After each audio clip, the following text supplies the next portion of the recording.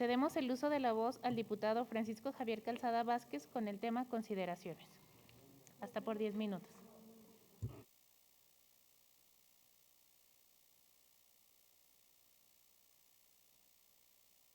Muchas gracias, diputada presidenta.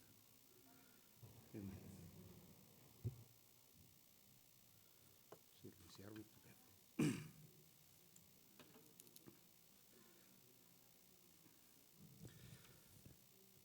Los críticos y atacantes del presidente de la República le han acusado de polarizar al país. Políticos de oposición, críticos por conveniencia, periodistas y columnistas, activistas de ultraderecha, fundamentalistas del capital e incluso algunos representantes de intereses extranjeros han señalado en reiteradas ocasiones que Andrés Manuel López Obrador ha polarizado al país. Resulta absolutamente falso y se refuerza con argumentos sin sentido, como si la Cuarta Transformación hubiera creado al país de la nada y como si México no tuviera una larga historia de agravios y discriminación, de sometimiento de la clase trabajadora y asesinatos de opositores. México ya estaba polarizado. Unos cuantos ricos, apenas el 10% de la población tiene en su poder más del 50% de la riqueza nacional, con percepciones que primero de manera oculta y luego a la vista de todos son suficientes para aparecer en las listas de Forbes, percepciones que resultan inimaginables, fantásticas, para el 50% que vive con un salario y medio al día. Y a veces no tiene para comer. Eso es polarización. Unos cuantos han ejercido el poder en el pasado y han aplastado a sangre y fuego a sus enemigos, a quienes consideran inferiores, bandidos, enemigos del desarrollo. Esos que tuvieron el poder para su servicio personal y para la satisfacción de los caprichos y necesidades de la oligarquía, intentaron, sin lograrlo, borrar de la historia la matanza de Tlatelolco, la del Jueves de Corpus, la guerra sucia de Lecumberri, los asesinatos de periodistas y de activistas de derechos humanos. En México, los ricos mataron, los pobres y los que están del lado de los pobres murieron. Eso es polarización. Aunque a algunos les incomode por ser verdad o no se crean aludidos, a México llegó el neoliberalismo con Carlos Salinas de Gortari y se inició un proceso de desmantelamiento del Estado mexicano que culminó con la reforma energética de Peña Nieto y el decreto para la eliminación de vedas a las últimas 30 cuencas hidrológicas en manos de la nación para su privatización. Lo que antes era de todos los mexicanos pasó a manos de unas cuantas empresas. Eso es polarización.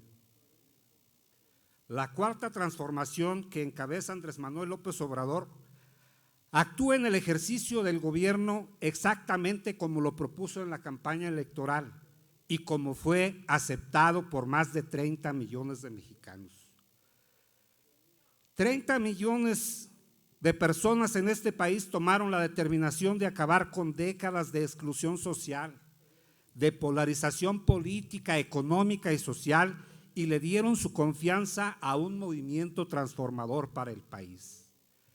Pero es normal que las transformaciones tengan resistencias, que los que antes tenían enormes privilegios ahora se sientan con miedo de perderlos, desprotegidos, alejados del poder que antes les cobijaba y reaccionan, muchas veces de manera violenta, no solo contra el presidente, sino contra quienes consideran distintos. Es normal que cuando el gasto social se dirige principalmente a los más desprotegidos y se inicia con ello un empoderamiento económico sin precedentes en la historia reciente del país, los que antes eran los únicos que exclusivamente gozaban de esos beneficios se sienten agredidos y agreden a los que según ellos nunca han sido merecedores de otra cosa que no sea la pobreza, ya sea por designio divino o por consigna social. También es normal que los que antes no pagaban impuestos por acuerdos en lo oscurito con las autoridades hacendarias, hoy sientan que sus privilegios se pierden cuando se les cobra y se les obliga a pagar, como todos los trabajadores lo han hecho durante toda la vida. La polarización siempre ha existido en México, pero antes no se veía o se consideraba normal. Unos cuantos en el poder y el resto avasallados.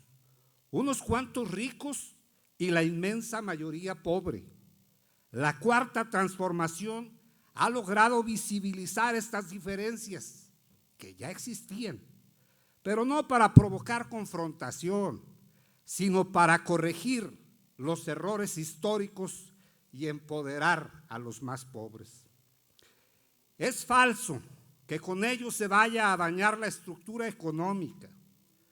Contrario a lo que piensan los detractores del gobierno, mal informados y dolosos, la propiedad privada de las empresas no corre ningún peligro.